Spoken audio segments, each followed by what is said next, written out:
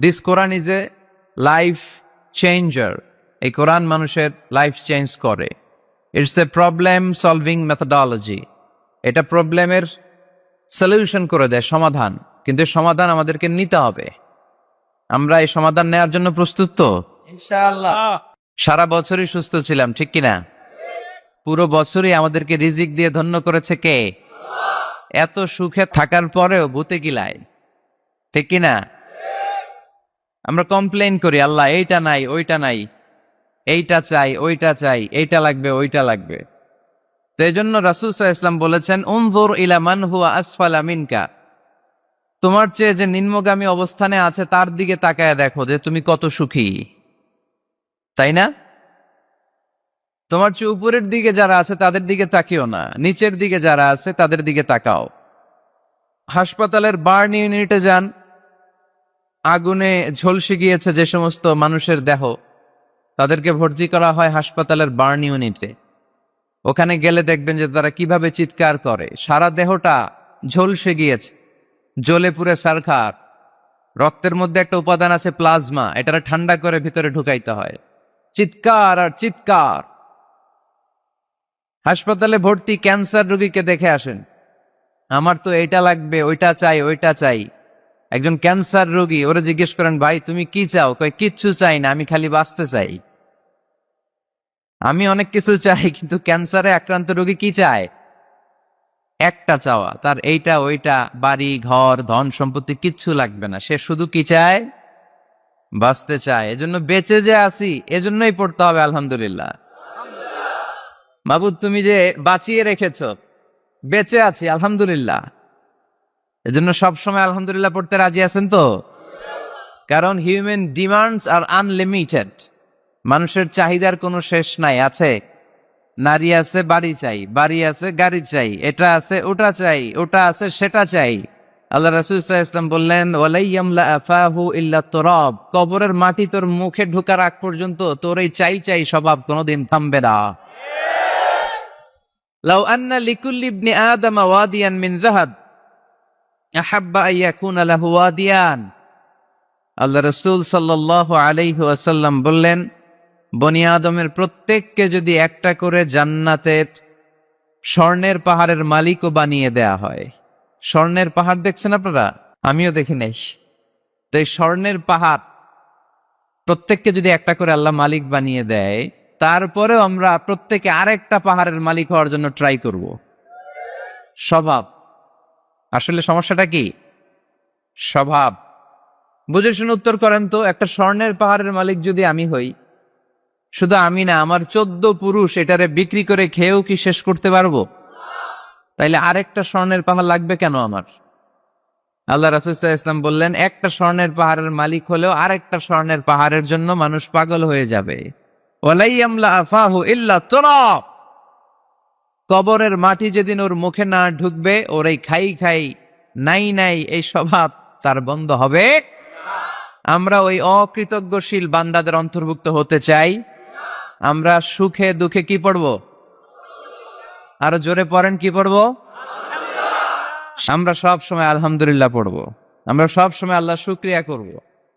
শুকরিয়া করলে আল্লাহ নেয়ামত বাড়িয়ে দেয়। লা ইন শাকারতুম লা আযীদান্নাকুম ওয়া লা ইন কাফারতুম ইন্না আযাবী লাশাদীদ। যদি আমার শুকরিয়া করো আমি নেয়ামত বাড়িয়ে দেব, আর না শুকরি করলে আযাব দেব। নাও দ্য ডিসিশন ইজ ইয়ার্স।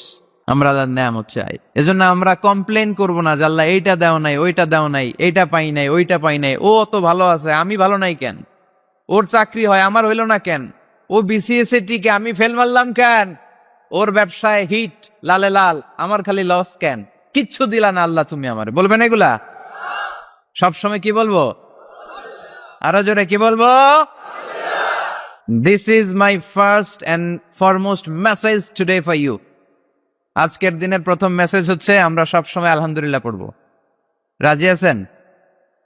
আল্লাহ তুমি কবুল করো। নানা কারণে আমাদের মন খারাপ হয়। আল্লাহ রাসূল সাল্লাল্লাহু আলাইহি ওয়াসাল্লামের মন খারাপ। আমাদের মন খারাপ হলে আমাদের বন্ধুরা আমাদের মন ভালো করে। আল্লাহ রাসূল সাল্লাল্লাহু আলাইহি ওয়াসাল্লামের বন্ধু কে? আল্লাহ রাসূল সাল্লাল্লাহু আলাইহি ওয়াসাল্লামের যখন মন খারাপ হতো, স্বয়ং আল্লাহ তাআলা আল্লাহ রাসূলের মন ভালো করে দিত। সুবহানাল্লাহ। আসতে পড়েন। সুবহানাল্লাহ পড়লে লাভ আছে না? একবার সুবহানাল্লাহ পড়লে আকাশের জমিনের মাঝখানের যত গ্যাপ, ফাঁকা জায়গা, এই পুরো ফাঁকা জায়গাটাতে সওয়াব দিয়ে পরিপূর্ণ করে আল্লাহ আপনার আমল নামায় ঢুকিয়ে দেয়। এই যে এখন আওয়াজ করে কয় সুবহানাল্লাহ, সওয়াবের কথা শুনছে? সওয়াব আছে যেখানে আমরা আছি। সূরাতুদ দুহা মোটিভেশনাল সূরা। আল্লাহ রাসূল সাল্লাল্লাহু আলাইহি ওয়াসাল্লামের বড্ড মন খারাপ, রাসূল সাল্লাল্লাহু আলাইহি ওয়াসাল্লামের মন খারাপ, আল্লাহ সহ্য হচ্ছে না। তাই রাসূল সাল্লাল্লাহু আলাইহি ওয়াসাল্লামের মন ভালো করে দেওয়ার জন্য আল্লাহ একটা সূরা নাজিল করলেন। সূরাটার নাম সূরাতু আদ-দুহা। এই সূরার কেন্দ্রীয় আলোচ্য বিষয় হচ্ছে মুমিন কখনো হতাশ হয় না, মুমিন কখনো নিরাশ হয় না, মুমিন কখনো হাল ছেড়ে দেয় না। মুমিন সব সময় ভরসা রাখে একজনের উপর, তিনি কে? আমরা কখনো হতাশ হই না, ঠিক কিনা? আমরা কখনো নিরাশ হই না, ঠিক কিনা? আমরা কখনো হাল ছেড়ে দেই না, আমরা ভরসা রাখি একজনের উপর, তিনি কে? আমাদেরকে রাস্তা দেখায় কে? এজন্য আমরা হাল ছেড়ে দেই না, আমরা নিরাশ হই না, আমরা হতাশ হই না, আমরা ভরসা রাখি একজনের উপর, তিনি কে? হ্যাঁ, এটা ঠিক, মাঝে মাঝে আমাদের জীবনে বিপদ আসে, পরীক্ষা আসে, মুসিবত আসে, এগুলো আসে আমাদেরকে শক্ত করার জন্য, ঠিক কিনা? আমাদের কোমরকে সোজা করার জন্য, আমাদের পায়ের নিচের মাটিকে শক্ত করার জন্য। প্রতিকূল পরিবেশে কি করে বীর দর্পে দাঁড়িয়ে থাকতে হয়, নিজের অস্তিত্বের প্রমাণ দিতে হয়, সেটা শিক্ষা দেবার জন্য। এজন্য মুমিনের হারাবার কিছু নেই। লা তাইয়াসু মির রাউহিল্লাহ, আল্লাহর রহমত থেকে নিরাশ হয়ো না। ইন্নাহু লা ইয়াইয়াসু মির রাউহিল্লাহি ইল্লাল কওমুল কাফিরুন, কাফের ছাড়া, মুশরিক ছাড়া, নাস্তিক ছাড়া, মুনাফিক ছাড়া কেউ কখনো আল্লাহর রহমত থেকে নিরাশ হয় না। আমরা সবসময় আল্লাহর রহমতের ভিখারি, আমরা সব সময় আল্লাহর রহমতের প্রত্যাশী, আমরা সব পরিস্থিতিতে ভরসা রাখি একজনের উপর, তিনি কে? তাহলে এটা হচ্ছে সেন্ট্রাল থিম, যে আমরা হতাশ হব না। Never lose hope, never be frustrated, never be upset, কখনো মন খারাপ করা যাবে না, আমরা আল্লাহর উপর ভরসা রাখি। এটা হচ্ছে কেন্দ্রীয় আলোচ্য বিষয়। এই সূরাটা নাজিলের একটা ব্যাকগ্রাউন্ড আছে। যেহেতু এটা মাক্কি সূরা, আল্লাহ রাসূল সাল্লাল্লাহু আলাইহি ওয়াসাল্লামের কাছে কোরআনের আয়াতগুলো নাজিল হতে শুরু করলো, রাসূল সাল্লাল্লাহু আলাইহি ওয়াসাল্লাম কোরআনের আয়াতগুলো প্রচার করতে শুরু করলো। যাই নাজিল হয় রাসূল সাল্লাল্লাহু আলাইহি ওয়াসাল্লাম কি গোপন করে রাখতেন? বা যা নাজিল হয়েছে তার অর্ধেক শোনাইতেন, বাকিটা শোনাইতেন না? এরকম? ইয়া আইয়ুহার রাসূল বাল্লিগ মা উনজিলা ইলাইক, হে নবী, হে রাসূল, যাই নাজিল হয় আপনি ছড়িয়ে দেন। রাসূল সাল্লাল্লাহু আলাইহি ওয়াসাল্লাম ছড়াইয়া দিতেন। যেটাই নাজিল হয় কাল বিলম্ব না করে বিশ্বনবী এই আয়াতের দাওয়াত দিতে শুরু করতেন। নাজিল হলো ইকরা বিসমি রাব্বিকাল্লাযী খালাক, খালাকাল ইনসানা মিন আলাক, ইকরা ওয়া রাব্বুকাল আকরামুল্লাযী আল্লামা বিল কলম, আল্লামাল ইনসানা মা লাম ইয়ালাম। পড়েন সুবহানাল্লাহ। নাজিল হলো, পড়ো তোমার রবের নামে যিনি শিখিয়েছেন। আমাদেরকে শিখিয়েছে কে? আমাদের সৃষ্টি করেছে কে? Read in the name of your lord who has created, পড়ো তোমার প্রভুর নামে যিনি শিখিয়েছেন। নাজিল হলো 5 আয়াত, আল্লাহ রাসূল সাল্লাল্লাহু আলাইহি ওয়াসাল্লাম পৌঁছে দিলেন। নাজিল হলো ইয়া আইয়ুহাল মুজাম্মিল কুমিল লাইলা ইল্লা কালিলা, বিশ্বনবী পৌঁছে দিলেন। নাজিল হলো ইয়া আইয়ুহাল মুদ্দাসসির কুম ফাআনজির, পৌঁছে দিলেন। যাই আসে পৌঁছে দিতেন, যাই আসে পৌঁছে দিতেন। কিন্তু হঠাৎ করে ওহী আসার ধারাবাহিকতা হুট করে বন্ধ হয়ে গেল, ওহী আর আসে না। ফলে রাসূল সাল্লাল্লাহু আলাইহি ওয়াসাল্লাম নতুন কোন কোরআনের আয়াত মক্কাবাসীদেরকে শোনাতে পারে? মক্কাবাসীরাও এসে রাসূল সাল্লাল্লাহু আলাইহি ওয়াসাল্লামকে খোঁচায়, বলে কি মুহাম্মদ, কিছু বলো না, যে নতুন কিছু শোনাও না, যে এতদিন তো অনেক পটপট করছো, অনেক কথা শোনাইছো, কই তোমার সেই কথা? রাসূল সাল্লাল্লাহু আলাইহি ওয়াসাল্লাম বলতে পারেন না। কেমনে বলবে? উনি কি মন গড়া কিছু বলে? ওমা ইয়ানতিকু আনিল হাওয়া ইন হুয়া ইল্লা ওয়াহয়ুই ইউহা, মন গড়া তিনি কিছু বলেন না, মন মস্তিষ্ক প্রসূত কোনো কথা তিনি জাতির কাছে পেশ করেন না। তিনি তাই বলেন যা তাকে নির্দেশ দেয়া হয়, আর নির্দেশটা দেয় কে? সবাই বলতে লাগলো, মুহাম্মদ তোমার নতুন কথাবার্তা কই? রাসূল সাল্লাল্লাহু আলাইহি ওয়াসাল্লাম চুপচাপ, কিপ সাইলেন্ট। কাফিররা বলতে শুরু করলো, ইন্না মুহাম্মাদান ক্বালাহু রাব্বুহু, মুহাম্মাদের রব মুহাম্মদ রে ভুলে গিয়েছে, মুহাম্মাদের রব মুহাম্মদ রে বর্জন করেছে। তাই তো নতুন কিছু আসে না। মুহাম্মদ তোমার দিন শেষ, তোমার কাছে আর আসবে না ওহী। রাসূল সাল্লাল্লাহু আলাইহি ওয়াসাল্লাম খুব টেনশন শুরু করে দিলেন। আবু লাহাবের স্ত্রী উম্মে জামিল বলতে শুরু করলো, ইন্না শাইতানাকা কাদ তারাকাক, হে মুহাম্মদ তোমার শয়তান তোমারে তরক করছে। নাউজুবিল্লাহ পড়েন। শয়তান দ্বারা উম্মে জামিল সাইয়েদনা জিবরাইল আলাইহিস সালামকে বুঝিয়েছেন। তিনি বুঝিয়েছেন যে মুহাম্মদ, জিবরাইল তোমার কাছে আসে না, শেষ, তোমার দিন শেষ, তোমার খেলা শেষ, আর আসবে না। রাসূল সাল্লাল্লাহু আলাইহি ওয়াসাল্লাম নিজেও ভয় পেয়ে গেলেন। ঘটনা কি? আমার কোনো ভুল হচ্ছে না তো?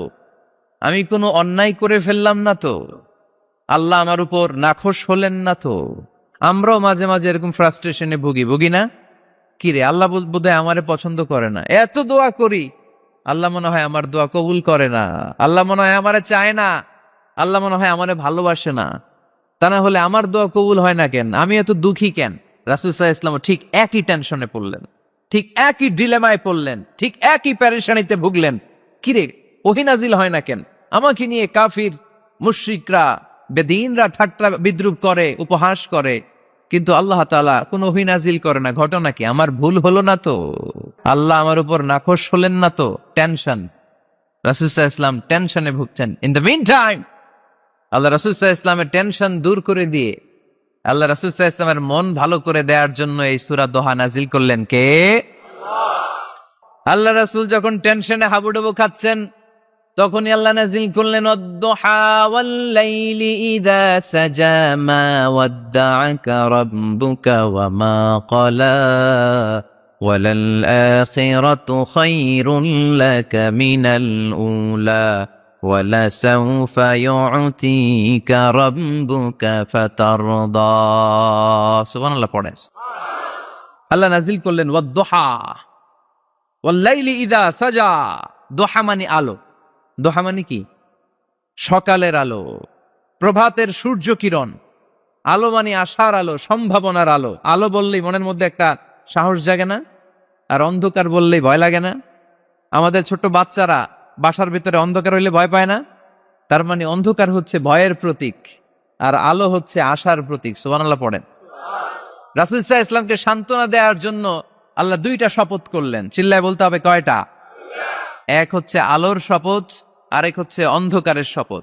এক হচ্ছে, আরেক হচ্ছে ওয়াদ-দুহা, দোহার শপথ, প্রভাতের সূর্য কিরণের শপথ।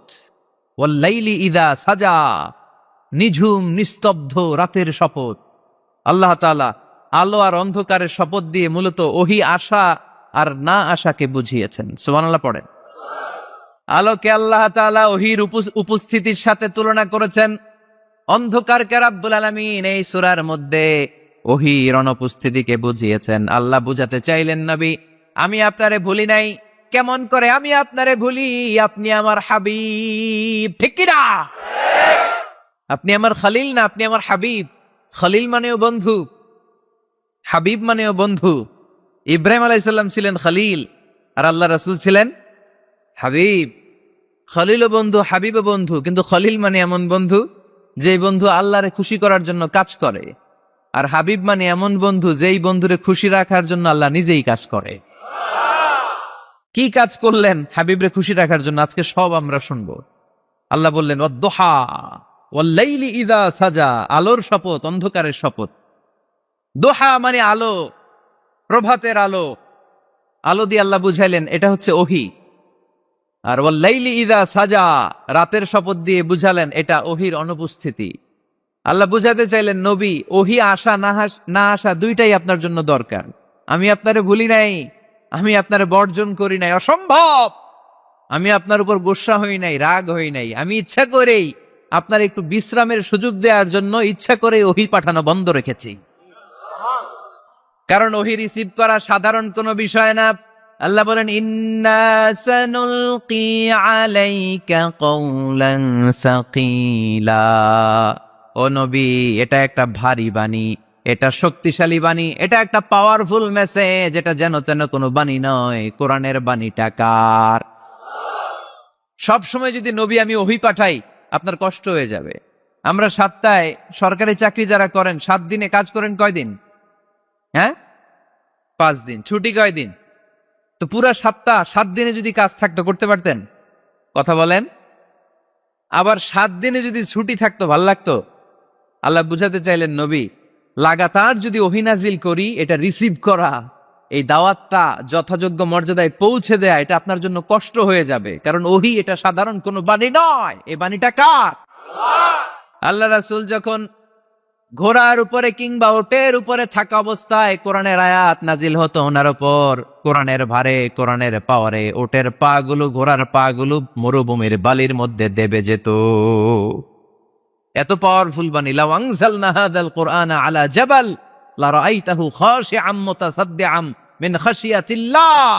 হে নবী, কোরআনকে আপনার কাছে না পাঠিয়ে পাহাড়ে নাজিল করলে, মাউন্ট এভারেস্টে নাজিল করলে, তুর পাহাড়ে নাজিল করলে, আল্পস পর্বতমালায় নাজিল করলে, আলাস্কা মাউন্টেন রেঞ্জ এটার উপর নাজিল করলে, এই ময়মনসিংহের গারো পাহাড়ের উপর নাজিল করলে, মুহূর্তে এই পাহাড়গুলো ভেঙে চুড়ে চুরমার হয়ে খান খান হয়ে যেত। তার মানে এই বাণীটা কি হালকা না শক্ত? ওটের উপর থাকা অবস্থায় যখন কোরআন নাজিল হতো, ওটের পা দেবে যেত। ঘোড়ার উপর থাকা অবস্থায় কোরআন নাজিল হলে ঘোড়া বসে যেত। শীতের রাতে কোরআন নাজিল হলে আম্মাজান আয়েশা বলেন, আমরা কম্বল গায়ে দিয়ে কাঁপতাম। ওয়া ইন্না জাবিনাহু লা ইয়াতাফাসসাদু আরাকান, রাসূল সাল্লাল্লাহু আলাইহি ওয়াসাল্লামের দাড়ি আর থুতনি বেয়ে ঝরঝর করে ঘাম ঝরতো। এক সাহাবীর মাথার মধ্যে পা রেখে বিশ্বনবী শুয়ে আছেন, ঘন্টাখানিক শুয়ে থাকলেন। সাহাবী বলে, আমার ব্যথা লাগে না। বিশ্বনবী শুয়ে আছেন, হঠাৎ করে বিশ্বনবী ঘুম থেকে জাগলেন, কিন্তু এই সাহাবীর রানের উপর থেকে মাথা তোলেন নাই। ইন দা মিন টাইম কোরআনের আয়াত নাজিল হওয়া শুরু হলো। সাহাবী বলেন, 1 ঘন্টা শুয়ে আছে, আমি টের পাই না। কিন্তু যখন কোরআনের আয়াত নাজিল হলো, মনে হলো উহুদ পাহাড়টা আমার পায়ের উপরে চেপে বসেছে। ঘন্টাখানিক শুয়ে আছে বিশ্বনবী সাইয়েদনা যায়েদ রাদিয়াল্লাহু তাআলা আনহুর রানের মধ্যে মাথা রেখে। উনি টেরই পাচ্ছেন না। কিন্তু ইন দা মিন টাইম হঠাৎ করে সাইয়েদনা জিবরাইল কোরআনের আয়াত নিয়ে আসলেন। বিষ্ণু ইসা ইসলাম কোরআনের আয়াত রিসিভ করতে শুরু করলেন। যখনই কোরআনের আয়াত নাজিল হলো, সাহাবী বলেন, বিশ্বনবীর মাথার ওজনটা এত বেড়ে গেল, আমার মনে হচ্ছে মুহূর্তের মধ্যে আমার পায়ের রান ফেটে খান খান হয়ে যাবে। তার মানে এই কোরআনের মধ্যে পাওয়ার আছে না নাই? এটা কি হালকা বাণী না ভারী বাণী? প্রতিদিন যদি এই ভারী ভারী কথা বিশ্বনবীর কাছে রিসিভ হয়, বিশ্বনবী এই ওহির ভার স্নায়ুতে সহ্য করতে পারবে? আল্লাহ বলেন, নবী আপনার কষ্ট হচ্ছে, এটা দেখে আমি ইচ্ছা করে, ইন্টেনশনালি ইচ্ছা করে আপনার বিশ্রাম আর রেস্টের ব্যবস্থা রাখার জন্য কয়েকদিন ইচ্ছা করে ওহী নাজিল বন্ধ রেখেছি। কাফিররা বলে, আমি আপনারে ভুলে গেছি। নো, নেভার, অসম্ভব। আপনি আমার হাবিব, আপনারে ভুলে যাওয়া আমার পক্ষে অসম্ভব। আমি আপনার উপর রাগ করি নাই। আমি ইচ্ছা করে ওহী নাজিল না করে আপনার কিছুদিনের জন্য ছুটি আর বিশ্রামের ব্যবস্থা করে দিয়েছে। চিল্লায় পড়েন সুবহানাল্লাহ। এজন্য আল্লাহ শপথ করে বললেন, ওয়াদ-দুহা ওয়াল-লাইলি ইযা সাজা মা ওয়াদ্দা'কা রাব্বুকা ওয়া মা ক্বালা। আলোর শপথ, অন্ধকারের শপথ। তারপরে বিশ্বনবীরে রব্বুল আলামিন 3টা কনফার্মেশন শোনালেন। কয়টা?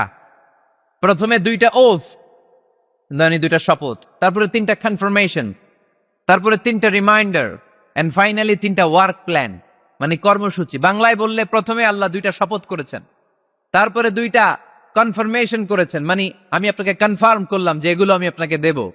তারপরে 3টা রিমাইন্ডার দিয়েছেন, নবী আগে আপনারে কি দিছি শোনেন। আর সর্বশেষ আল্লাহ তাআলা বিশ্ব নবীকে 3টা ওয়ার্ক প্ল্যান দিয়েছেন, মানে কর্মসূচি। চিল্লায় পড়তে হবে সুবহানাল্লাহ। কনফার্মেশন নাম্বার 1, মা ওয়াদ্দা'কা রাব্বুকা ওয়া মা ক্বালা। ও নবী, চিন্তা করবেন না, আমি আপনারে ভুলি নাই, আমি আপনারে বর্জন করি নাই। কাফেররা যে বলে আমি আপনারে ছেড়ে দিয়েছি, ভুলে গিয়েছি, নো, আমি আপনারে ভুলি নাই। আপনারে ভুলা আমার পক্ষে সম্ভব না। সুবহানাল্লাহ পড়েন।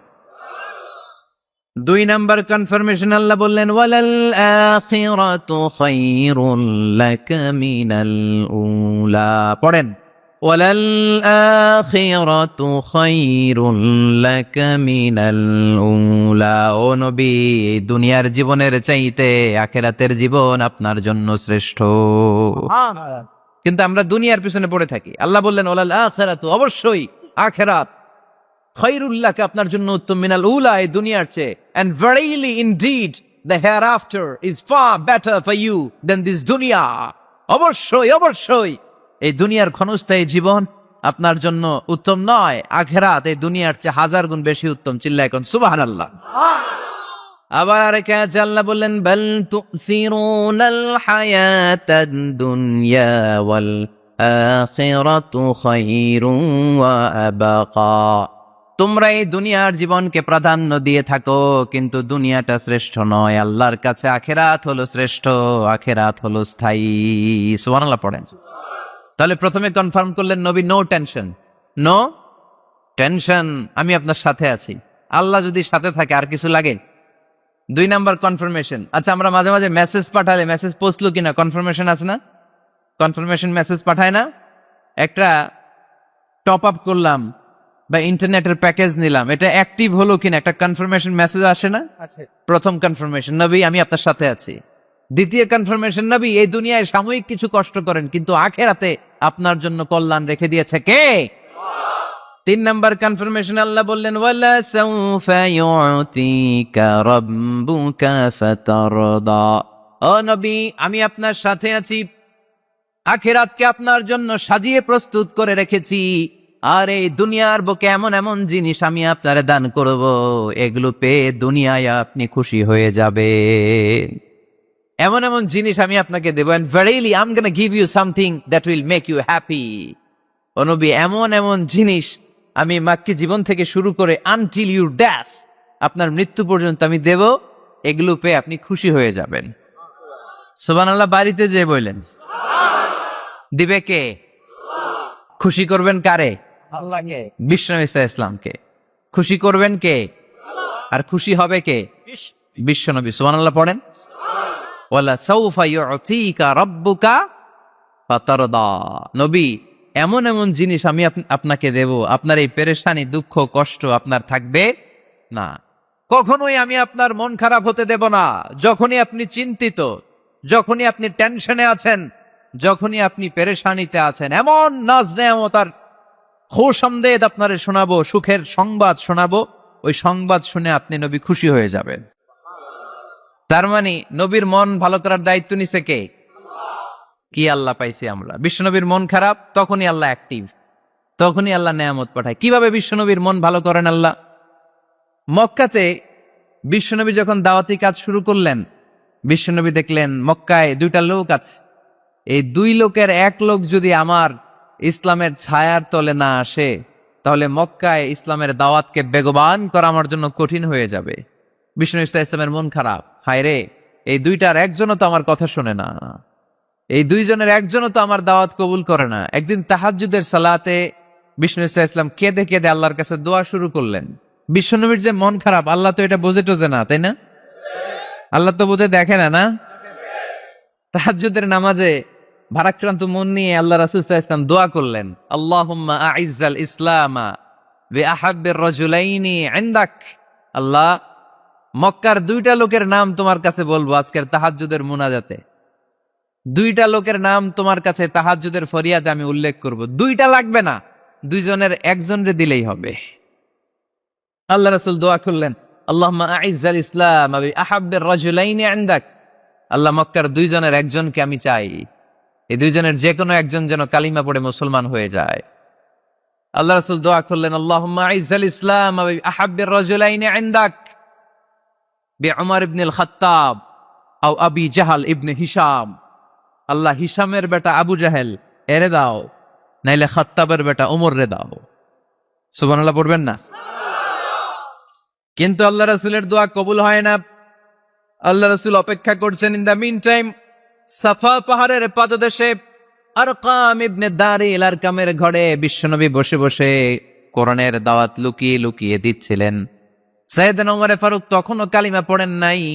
তিনি বিশাল একটা নাঙ্গা তলোয়ার নিয়ে বিশ্বনবীকে আক্রমণ করার জন্য যখন দারুল আরকামের ঘরের দিকে ছুটে আসছেন, সাহাবারা বলতে শুরু করলো, নবী আপনি ওই দরজা দিয়ে তাড়াতাড়ি মুহূর্তেই পালিয়ে যান, ওমরে ফারুক তলোয়ার নিয়ে আপনার সামনে চলে এলে রক্ষা নাই। আল্লাহ রাসূল বললেন, তোমরা সরব, দরজাটা খুলে দাও, ওমরকে আমার সামনে তাড়াতাড়ি চলে আসতে দাও। আমার মনে হচ্ছে ওই যে তাহাজ্জুদের জায়নামাজে বসে চোখের পানি ছেড়ে আল্লাহর কাছে যে ওই দিন রাতে দোয়া করেছি, আজকে আমার দোয়াটা কবুল হতে চলেছে। আমার তো মনে হচ্ছে আমার দোয়াটা কবুল হতে চলেছে, সরে যাও। হামজা ইবনে আব্দুল মুত্তালিব চাচারে সরাই দিলেন। সাইয়েদনা ওমর ফারুক তলোয়ার নিয়ে এসে বিশ্বনবীর নূরানী চেহারার দিকে তাকিয়ে মুহূর্তেই কুপকাত হয়ে গেলেন। তলোয়ারটা বিশ্বনবীর সামনে রেখে দিয়ে বললেন, আশহাদু আল্লা ইলাহা ইল্লাল্লাহ ওয়া আশহাদু আন্না মুহাম্মাদান আবদুহু ওয়া রাসূলুহু। আমি সাক্ষ্য দিলাম আল্লাহ ছাড়া কোনো ইলাহ নাই, আপনি মুহাম্মদ আল্লাহর রাসূল। বিশ্বনবীর মন খুশি হয়ে গেল। ওয়ালা সাউফা ইউতিকা রাব্বুকা ফাতারদা। নবী হে, অচিরে এমন এমন জিনিস আমি আপনারে দেব, আপনি পাবেন আর খুশি হবেন, পাবেন আর খুশি হবেন। আপনার মন খারাপ, আমি আল্লাহ নিজ দায়িত্বে মন ভালো করে দেব। পড়েন সুবহানাল্লাহ। সাইয়েদনা ওমর ফারুক মুসলমান হয়ে গেলেন। এবার আবু জাহেল, উতবা, শাইবা, ওয়ালিদ ইবনে মুগিরা এদের টনক নড়ে উঠল। কারণ ওমর ফারুকের মতো শক্তিশালী লোক মক্কায় দ্বিতীয়টা ছিল। উনি বললেন, ইয়া রাসূলুল্লাহ, আপনি কি সত্য নবী না? আল্লাহ রাসূল বললেন, হ্যাঁ সত্য নবী। এই কোরআন কি সত্য না? সত্য। ইসলাম কি সত্য ধর্ম নয়? এটাও সত্য। ওমরে ফারুক বললেন, ফাফিমাল ইখতিফা, তাহলে লুকায় লুকায় কেন? তাহলে সাফা পাহাড়ের পাদদেশে আরকাম ইবনে আবিল আরকামের ঘরের ভেতরে অন্ধকার কূপে দাঁড়িয়ে কোরআনের তেলাওয়াত কেন? ময়দানে নেমে পড়েন, আমি ওমর আছি, দেখি কে কি করবে।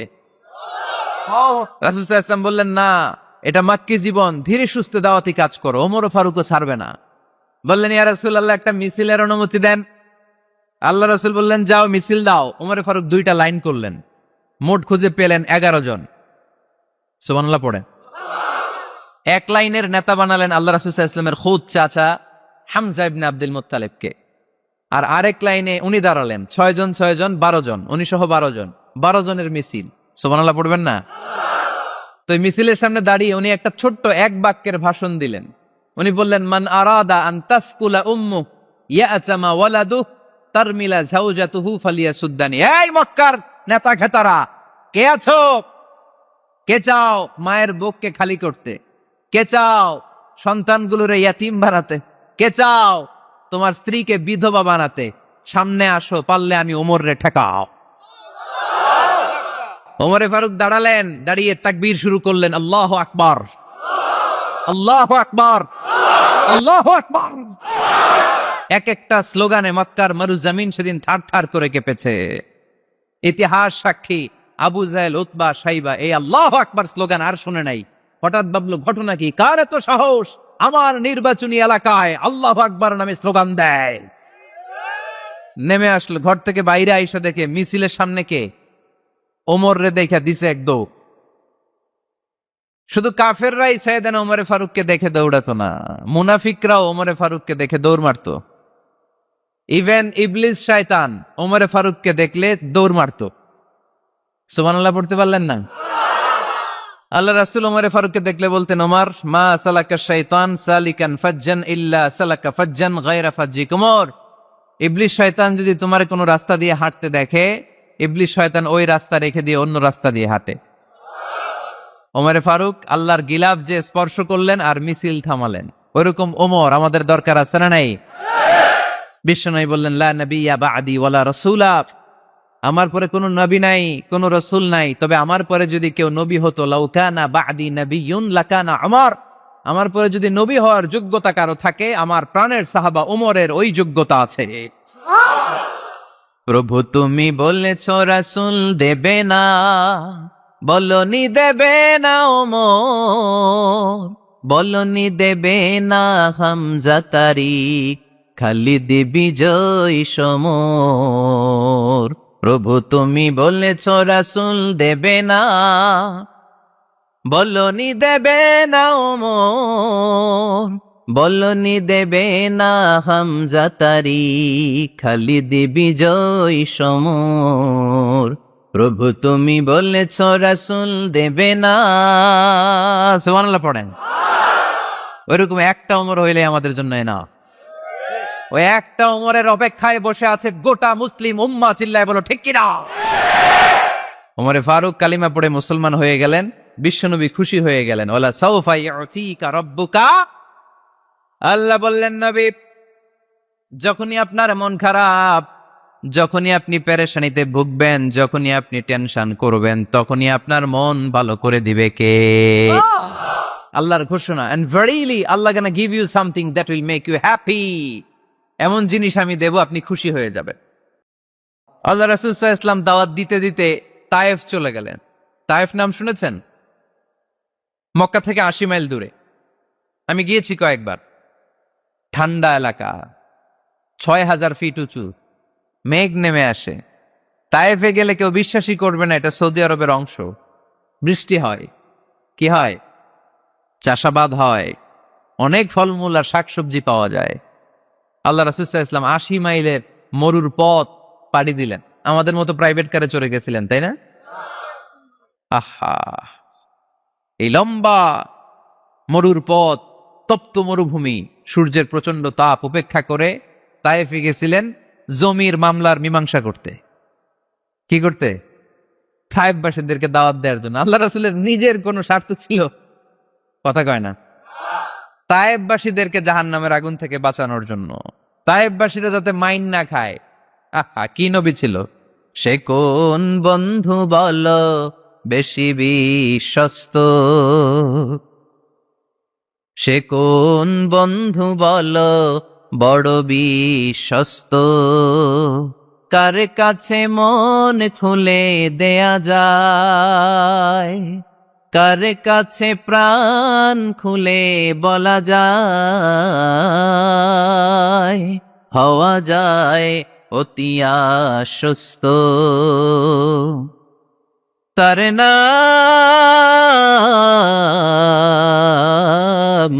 আহমদ, বড় বিশ্বস্ত। সুবহানাল্লাহ পড়ে। কি দিল দরিয়া নবী ছিলেন, রাহমাতাল লিল আলামিন। I have sent you as a mercy for the entire universe. নবী হে, আমি আপনাকে গোটা বিশ্বের জন্য রহমত করে প্রেরণ করেছি। কোন সুবহানাল্লাহ।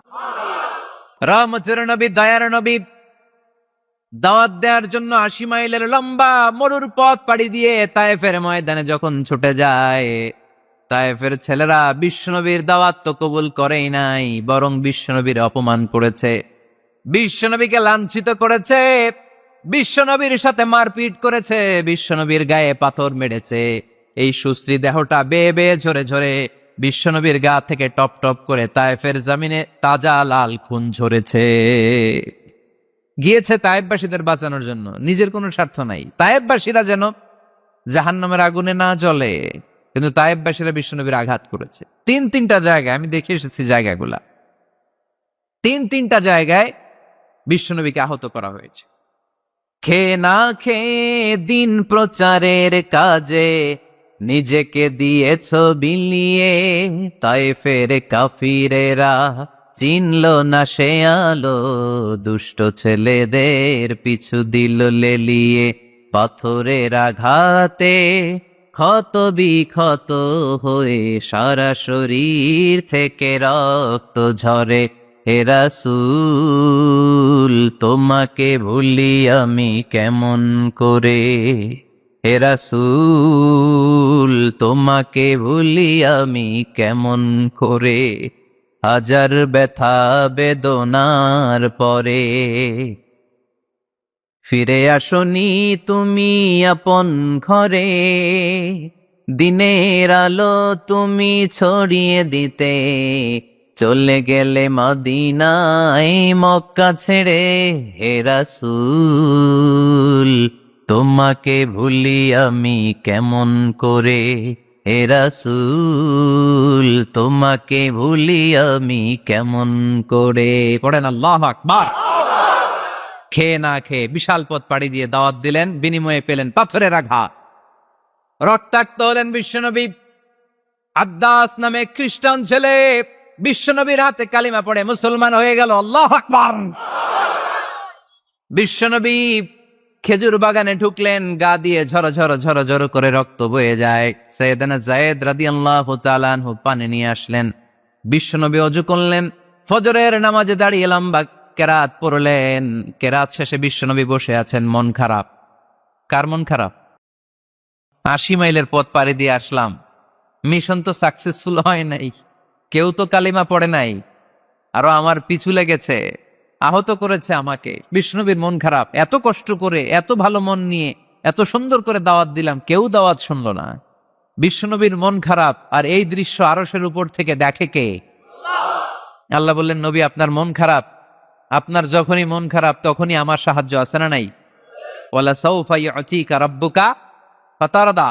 আল্লাহ জানিয়ে দিলেন, নবী আপনি জানেন না, আপনি দেখেন নাই, ফজরের লম্বা কোরআনের তালাওয়াত যখন আপনি করছিলেন, আপনার পিছন দিয়ে একদল জিন চলে যাচ্ছিল। জিন কারা যাচ্ছিল?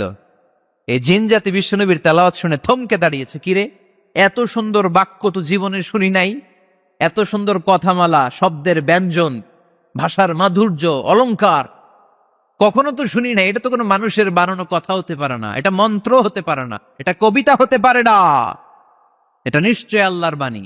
ইন্না সামি'না কুরআনান আজাবা ইয়াহদি ইলার রুশদি ফাআমান্না বিহি। নিশ্চয় আমরা আজীব কোরআন শুনেছি, শুধু শুনেই ক্ষান্ত থাকবো না, যেই কোরআন শুনেছি ওই কোরআনের উপর বিশ্বাস এনে আমরা জিনেরা মুসলমান হয়ে গেলাম। তারা তাদের এলাকায় যে দাওয়াত দিতে শুরু করলো।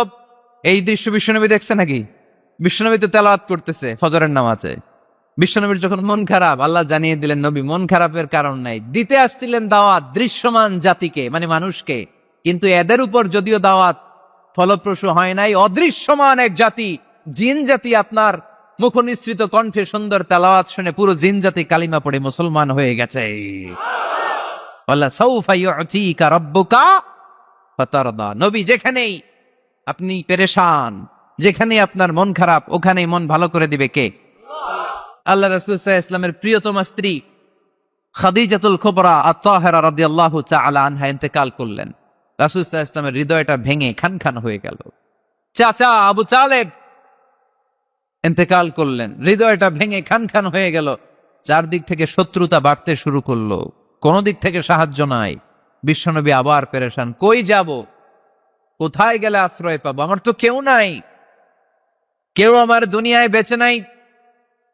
প্রাণাধিক প্রিয় স্ত্রী খাদিজাতুল কুবরা দুনিয়া ছেড়ে বিদায় নিল। যেই চাচা আমার শেল্টার দিয়ে রাখতো কাফেরদের হাত থেকে, চাচাও চলে গেল। এখন আমি কই যাব? আল্লাহ বললেন, কই যাবেন? জায়গা পান না, আমার আরশে চলে আসেন, আমার আরশে চলে আসেন। সুবহানাল্লাযী আসরা বিআবদিহি লাইলাম মিনাল মাসজিদিল হারামি ইলাল মাসজিদিল আকসা। সুবহানাল্লাহ পড়েন। সাইয়েদনা জিব্রাইলকে দিয়ে আল্লাহ সারপ্রাইজ দিলেন তার নবীকে। কি দিলেন? সারপ্রাইজ শব্দটার সাথে পরিচিত না আমরা? হঠাৎ করে কাউকে এমন কিছু দেখালাম বা দিলাম সে কল্পনাও করে নাই। সাইয়েদনা জিব্রাইল মারফত আল্লাহ তাআলা তার প্রিয় হাবিবকে সারপ্রাইজ দিলেন। তিনি তার চাচাতো বোনের ঘরে শুয়েছিলেন, হঠাৎ করে সাইয়েদনা জিব্রাইল ঘরের ছাদকে উঠিয়ে ফেললেন, বিশ্বনবীকে শাঁ করে নিয়ে হাতিমে শুইয়ে দিলেন, গলার এখান থেকে নাভি পর্যন্ত ছিঁড়ে ফেললেন। এটাকে বলে ওপেন হার্ট সার্জারি, শাক্কে সাদর, সিনা চাক করলেন। আল্লাহ রাসূলের হৃদয় বের করে জামজামের পানি দিয়ে ধৌত করলেন। হৃদয়ে নূর, ঈমান, হিকমা, প্রজ্ঞা দিয়ে হৃদয়টারে আবার পরিপূর্ণ করলেন, আবার সেলাই করে দিলেন। তারপরে সরাসরি এখান থেকে বাইতুল মাকদাস, ওখান থেকে আল্লাহর আরশে নিয়ে গেলেন। আল্লাহ সাউফা ইউতিকা রাব্বুকা ফাতারদা। নবী, এমন এমন জিনিস আমি আপনারে দেব, আপনি তো নিয়ে কুল পাবেন না। যখনই আপনার মন খারাপ, তখনই আমার দেয়া নেয়ামত আপনার জন্য আছে না নেই? মেরাজে চলে গেলেন, রবের সাথে সাক্ষাৎ করে দুনিয়ায় আসলেন। আসার পরে মক্কার লোকেরা আবার বিশ্বনবীকে হত্যার ষড়যন্ত্র শুরু করে দিল।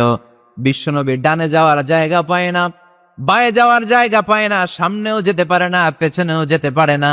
আল্লাহ বললেন, নবী এই এলাকায় আর থাকার দরকার নাই, আপনি মদিনায় চলে যান। তবা তয়্যিবা মদিনাতুন নবী, পবিত্র শহর, যে শহরের মাটিতে বরকত, যে শহরের বালুতে বরকত। চিল্লায় পড়েন সুবহানাল্লাহ।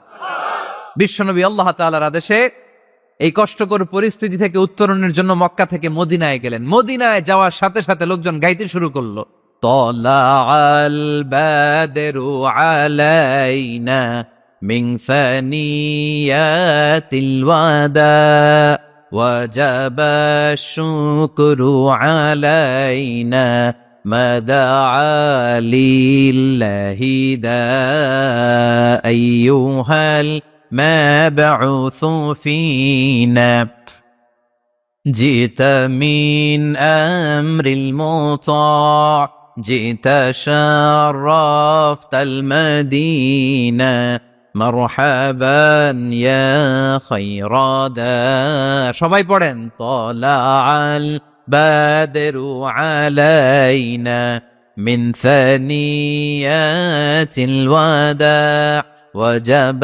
الشكر علينا ما دعا لله داع সুবহানাল্লাহ পড়েন। মক্কায় অত্যাচার, মক্কা থেকে গেলেন সবাই ফুল নিয়ে দাঁড়ায় আছে আর পড়তে আরম্ভ করছে তলা আল বদ্রু আলাইনা। আবার বৃদ্ধ বনিতা, মদিনার ছোট বড় মাঝারি নারী পুরুষ কেউ বাদ যায় নাই, সবাই বিষ্ণু ইসা ইসলামকে ওয়েলকামিং রিসেপশন দেওয়ার জন্য চলে এসেছে। এই দৃশ্য দেখে বিশ্বনবীর মন খারাপ ছিল, আবার মন ভালো হয়ে গেল। এজন্য আল্লাহ বললেন ওয়াদ-দুহা ওয়াল-লাইলি ইযা সাজা মা ওয়াদ্দা'আকা রাব্বুকা ওয়া মা ক্বালা ওয়ালাল-আখিরাতু খায়রুল লাকা মিনাল উলা ওয়ালাসাউফা ইউ'তিকা রাব্বুকা ফাতারদা। সুবহানাল্লাহ পড়েন আওয়াজ করে। ওয়ালাসাউফা ইউ'তিকা রাব্বুকা ফাতারদা। হে নবী, এমন এমন জিনিস দিব আপনি খুশি হয়ে যাবেন, খুশি হয়ে যাবেন। মদিনাতে যে রাসূল সাল্লাল্লাহু আলাইহি ওয়াসাল্লাম মসজিদে নববী প্রতিষ্ঠা করলেন, আল্লাহ তাআলা কিবলা চেঞ্জ করে দিলেন। আগে পড়তো মক্কার দিকে নামাজ, এখন পড়ে ফিলিস্তিনের দিকে নামাজ। 16 থেকে 17 মাস রাসূল সাল্লাল্লাহু আলাইহি ওয়াসাল্লাম ফিলিস্তিনের দিকে, মানে ইহুদিরা যে দিকে নামাজ পড়ে ওই দিকে হয়ে নামাজ পড়লেন। কারণ আদেশটা কার? আল্লাহ। জোরে বলেন সবাই, আদেশটা কার? আল্লাহ। কিন্তু নবীর মন মানে না। নবীর মনে বড্ড আশা, আমার জন্মস্থান, আমার প্রিয় শহর মক্কার কাবা ঘরের দিকে যদি আমি সেজদা দিতে পারতাম আমার বড্ড ভাল লাগতো। কারণ কাবা আমার জন্মস্থান, মক্কা আমার জন্মস্থান, আমার বংশের গোড়া, আমার আদি পিতা ইসমাইল ইব্রাহিম এই কাবা ঘর নির্মাণ করেছে। তাই প্রত্যেকটা নামাজের পরে বিশ্বনবী আকাশের দিকে তাকায়, মনে মনে ভাবে কাবা যদি চেঞ্জ হয়ে যেত, কিবলা যদি আল্লাহ পরিবর্তন করে দিত কতই না ভালো হতো। নামাজ শেষে বিশ্বনবী দুঃখ নিয়ে উপরে তাকায়, আল্লাহ তো আর দেখে টেকে না, তাই না? দেখে দেখে। আল্লাহ বলে قد نرى تقلب وجهك في السماء।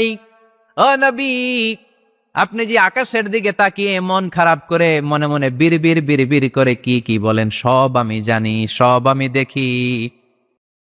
ফাওয়াল্লি ওয়াজহাকা শাতরাল মাসজিদিল হারাম। আর দেরি নয়, আর কাল বিলম্ব নয়, যেখানে ফিরে আপনার সেজদা দিতে মনে চায় আজ থেকে ওই কাবার দিকে আপনার কিবলা আমি মুহূর্তেই পরিবর্তন করে দিলাম গো নবী। নবীর যেটা মন চাইতেছে আল্লাহ ওইটাই দিতেছে। সুবহানাল্লাহ পড়েন। এজন্যই বলেছি খালিল মানে এমন বন্ধু যেই বন্ধু আল্লাহরে খুশি করার জন্য কাজ করে, আর হাবিব মানে এমন বন্ধু যেই বন্ধুরে খুশি করার জন্য আল্লাহ নিজেই কাজ করে। কোন সুবহানাল্লাহ। ফাওয়াল্লি ওয়াজহাকা শাতরাল মাসজিদিল হারাম। মসজিদে হারামের দিকে মুখ ঘুরান নবী, মুখ ঘুরান। আপনার দুঃখ আমার সহ্য হয় না, যেদিকে আপনার নামাজ পড়তে মনে চায় ওই কাবার দিকেই পড়েন, চিল্লায় কোন সুবহানাল্লাহ। এভাবে যত জায়গায় নবী চিন্তিত, নবীর চিন্তা দূর করে দিছে কে? আল্লাহ। আল্লাহ রাসূল এই কোরআন থেকে জানতে পারলেন আগের নবীরা হায়াত পেয়েছে 1000 বছর, 2000 বছর। আগের নবীর উম্মতেরা হায়াত পেয়েছে 800 বছর, 1200 বছর। আমাদের নবী পৃথিবীতে বেঁচে ছিলেন কয় বছর? সবাই বলেন। এবং সুনানে তিরমিজির হাদিস, আল্লাহ রাসূল সাল্লাল্লাহু আলাইহি ওয়াসাল্লাম বলেছেন আমারু উম্মতি মা বাইনা আস-সিত্তিন ইলা 70। আমার উম্মতের গড় বয়স হবে 60 থেকে 70। ওয়া আকাল্লুহুম মা ইয়াজুজু যালিক, এর চেয়ে বেশি হায়াত পাবে হাতে গোনা অল্প কয়েকজন। বেশিরভাগই 60-70 মধ্যে মরে শেষ, ঠিক কিনা? এখন আমাদের সমাজের কি অবস্থা? এটাই তো। কত কত বাঁচে? 100 বয়স হয়েছে এরকম কে কে আছেন দেখি? আচ্ছা 80 বছর কার আছে দেখি? 80 পাওয়া যাবে বোধহয় দুই একটা। ওই যে মাশাআল্লাহ মাশাআল্লাহ মাশাআল্লাহ, এই চাচারা আছে, আল্লাহ কবুল করুক, আল্লাহ আরো হায়াত বাড়ায় দেখ। 50 আছেন কে কে দেখি? 50 অনেক অনেক, হাত নামান হাত নামান, অনেক হায়াত পাইছেন আপনারা, আল্লাহ আরো হায়াত দেখ, আরো হায়াত দাস করুক পরে, আমিন। আমার উম্মতি মা বাইনা 60 ইলা 70, আমার উম্মতের গড় বয়স হবে 60 থেকে। এই কথা শোনার পরে বিশ্বনবী আবার কাঁদতে শুরু করলেন, কারণ বিশ্বনবীর টেনশন হচ্ছে আগের উম্মতেরা হায়াত পাইছে বেশি, আবাদত করছেও। আমার উম্মত হায়াত পাইছে কম, আবাদতের সুযোগও। হায় রে, আমার উম্মতের কি হবে? আমার উম্মতের কি হবে? এই নবী তো এমন নবী, সব নবীকে আল্লাহ একটা দোয়া করার সুযোগ দিয়েছিলেন, যে দোয়াটা করা মাত্রই কবুল। এটাকে আরবিতে বলে দাওয়া মুস্তাজাবা। লিকুল্লি নবিয়িন দাওয়া মুস্তাজাবা। সব নবীকে আল্লাহ একটা করে দোয়া করার সুযোগ দিয়েছে, আর এই দোয়াটা করা মাত্রই কবুল। আর সব নবীরা দুনিয়াতেই ওই দোয়া করে ফেলেছে। আল্লাহ রাসূল সাল্লাল্লাহু আলাইহি ওয়াসাল্লাম বলেছেন, ওয়া ইন্নী আখতাবিউ দাওয়াতি শাফাআতান লি উম্মতি ইয়াউমাল কিয়ামা। ওই দোয়াটা আমি দুনিয়ায় করি নাই, ওই দোয়াটা আমি তোমাদের জন্য কিয়ামতের ময়দানে যাতে তোমাদেরকে সুপারিশ করে জান্নাতে ঢুকাতে পারি, ওই জন্য রেখে দিয়েছি। আহা, কত কষ্টে বিষ্ণু ইসলাম ছিলেন, খাবার ছিল না, পেটে পাথর বেঁধেছেন। যদি বলতেন আল্লাহ ওই দোয়াটা করলাম, আপনি খাবার দেন, জান্নাতের খাবার পাঠাই দিত কে? উহুদের ময়দানে দাঁত ভেঙেছেন, রক্ত ঝরেছে, যদি দোয়াটা করতেন মুহূর্তে বিজয় দিত কে? কোন পরিস্থিতিতে ওই দোয়াটা বিশ্বনবী করছেন? রেখে দিয়েছে। দেখেন, অন্য নবীর সাথে আমার নবীর অ্যাটিটিউডে পার্থক্য। অন্য নবীরাও চাইলে রাখতে পারতো এদের উম্মতের জন্য, না, বিপদের দিনে ওটা কাজে লাগাই ফেলছে। প্রত্যেক নবী একটা করে দোয়া করার সুযোগ পেয়েছিল, যে দোয়াটা করা মাত্রই কবুল। সব নবীরা দুনিয়াতেই শেষ, একমাত্র শুধুমাত্র কেবলমাত্র আমার আর আপনার নবী ছাড়া রেখে দিয়েছেন। তিনি রেখে দিয়েছেন ওই দোয়া আমাদের জন্য, আমার জন্য, আপনার জন্য, আমাদেরকে বাঁচানোর জন্য ওই দোয়া রেখে দিয়েছে। চিল্লায় বলেন ঠিক কি না? রেখে দিয়েছেন। কাঁদতে লাগলেন, আল্লাহ আগের উম্মতেরা হায়াত পেয়েছে 1000 বছর, ইবাদত করেছে বেশি, আমার উম্মতেরা 60 আর 70-এর মাঝখানে মরলে এদের নসিবে কি হবে? আমার উম্মতের তো ইবাদতের সংখ্যা কম। আবার কান্না শুরু করলেন। মন খারাপ আল্লাহ দেখে? নবীর যে মন খারাপ আল্লাহ দেখে?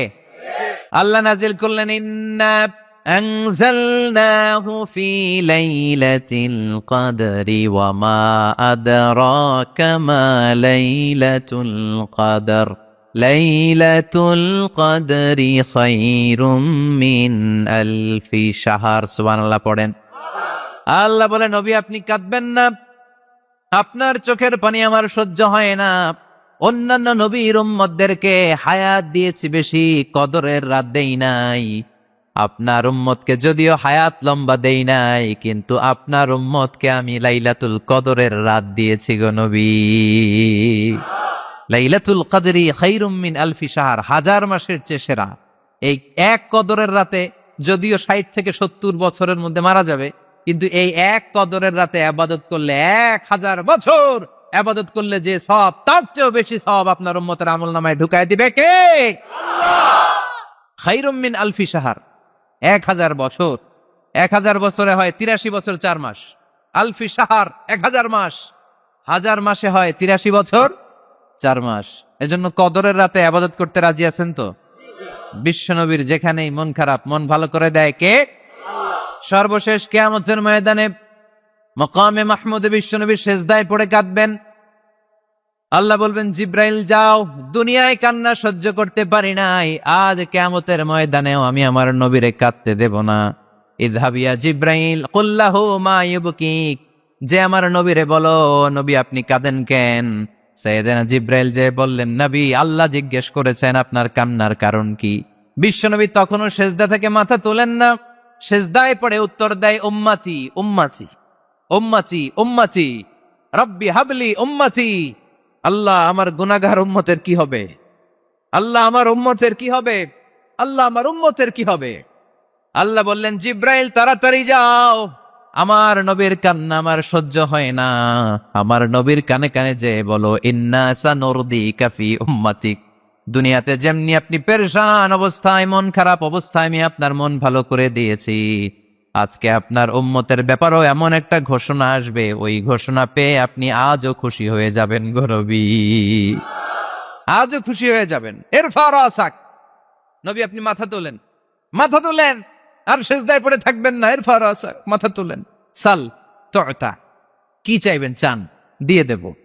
ওয়াশফা তুশাফা, যার জন্য রেকমেন্ডেশন করবেন, যার জন্য সিগনেচার করে দিবেন, যার জন্য সুপারিশ করে দিবেন, তার সুপারিশই কবুল করে নেব। চিল্লায় এখন সুবহানাল্লাহ। এরপর বিশ্বনবী সুপারিশ করতে শুরু করবেন, আর আমাদেরকে জান্নাতে ঢুকাতে শুরু করবেন। তারপরেও নবী ক্ষান্ত হবেন না। এরপর একটা পতাকা হাতে নিবেন, ওই পতাকার মধ্যে লেখা আলিফ লাম হামিম দাল, মানে আলহামদু, লিওয়াউল হামদ, প্রশংসার পতাকা। ওইটা নিয়ে জান্নাতের দরজার সামনে দাঁড়াবেন, তখনও পেরেশান। সবাইকে নিয়ে, উম্মতের সব জান্নাতীদেরকে নিয়ে বিশ্বনবী দরজার সামনে দাঁড়িয়ে নক করবেন। ভিতর থেকে জিজ্ঞেস করা হবে, মান আন্ত, কে আপনি? আল্লাহ রাসূল বলবেন, আনা মুহাম্মদ। তখন রক্ষী ফেরেশতা বলবে, ঠিক আছে, আল্লাহ বলেছে আপনার আগে কারো জন্য যেন এই দরজা না খুলি। মুহূর্তের মধ্যে জান্নাতের দরজা খুলে দেয়া হবে। বিশ্বনবী প্রশংসার পতাকা নিয়ে সব উম্মতকে নিয়ে জান্নাতে ঢুকে যাবে। ওয়ালা সাউফা ইউতিকা রাব্বুকা ফাতারদা। নবী গো, আপনি নিরাশ হবেন না, ভয় পাবেন না, হাল ছেড়ে দিবেন না, আমার উপর ভরসা রাখেন। আপনার বিপদ আছে যেখানে, আমি আল্লাহ। বিশ্বনবী যেখানে বিপদে পড়েছেন, বিপদ থেকে উত্তরণ করেছে কে? এরপরে বিশ্বনবীর আল্লাহ স্মরণ করায় দিচ্ছেন, নবী আলাম ইয়াজিদিকা ইয়াতীমান ফাআওয়া ওয়া ওয়াজাদাকা দাল্লান ফাহাদা। সুবহানাল্লাহ পড়ুন। তার মানে শপথ, রাতের শপথ, দিনের শপথ শেষ, কনফার্মেশন শেষ, এবার রিমাইন্ডার, স্মরণ করায় দিচ্ছে, নবী গো, আলাম ইয়াজিদকা ইয়াতীমান ফাআওয়া, আমি কি আপনার ইয়াতীম পাই নাই? আল্লাহ রাসূল সাল্লাল্লাহু আলাইহি ওয়াসাল্লাম যে ইয়াতীম ছিল জানেন? দুনিয়ায় আসার আগেই বাবা হারিয়েছেন, 6 বছর বয়সে মা হারিয়েছেন, মা ইন্তেকালের পরে দাদা আব্দুল মুত্তালিবের কাছে মানুষ হয়েছেন মাত্র 2 বছর। আল্লাহ রাসূলের বয়স যখন 8, দাদাকেও হারিয়েছেন। তারপরে চাচার কাছে ইয়াতীম নবী মানুষ হয়েছেন। আল্লাহ বললেন, নবী টেনশন কিসের? ওই যে আপনি ছোট্টবেলায় ইয়াতীম ছিলেন, আমি নিজে আপনার চাচার মাধ্যমে আপনার লালন পালনের ব্যবস্থা করে দিয়েছি। আলাম ইয়াজিদিকা ইয়াতীমান ফাআওয়া, আপনি ইয়াতীম ছিলেন, আমি আপনার লালন পালনের ব্যবস্থা করলাম। ওয়া ওয়াজাদাকা দাল্লান ফাহাদা, আপনি পথ খুঁজছিলেন, আমি পথ দেখিয়েছি। আপনি ছিলেন দল্লান, দল শব্দের একটা অর্থ হচ্ছে ভ্রষ্ট বা গোমরা। আল্লাহ রাসূল কি ভ্রষ্ট ছিল? গোমরা ছিল না, আল্লাহ রাসূল ভ্রষ্ট ছিলেন না, গোমরা ছিলেন না। যদিও অফিসিয়ালি তিনি 40 বছর বয়সে নবী হয়েছেন, কিন্তু ওনার 40 বছরের আগের জীবনেও আমাদের জন্য অনুকরণীয়, অনুপম আদর্শ। চিল্লায় বলেন ঠিক কি না? এখানে দলের অর্থ হচ্ছে, নবী, you are searching the right way, then I guided you to the right way. You are searching the truth, আপনি সত্য পথ খুঁজছিলেন, খুঁজে পাচ্ছেন না, কোনটায় কোনটায়, আপনি পথ হারা পথিকের মতো খুঁজছিলেন। অনেক সময় হয় না, কিরে টাঙ্গাইল যাব, রাস্তা কি এইটা না ওইটা? মাঝে মাঝে আমরা দোদুল্যমান থাকি, আছে না নাই? আল্লাহ বললেন, নবী আপনি সত্য খুঁজছিলেন, সত্য কি এদিকে না ওদিকে? আমি বললাম, নবী ওই দিকে নয়, আপনি এই দিকে যান, এভাবে আমি আপনার পথ দেখিয়েছি। চিল্লায় এখন সুবহানাল্লাহ। আমরা যখন পথ ভুলে যাই, পথ দেখায় কে? জোরে বলতে হবে কে?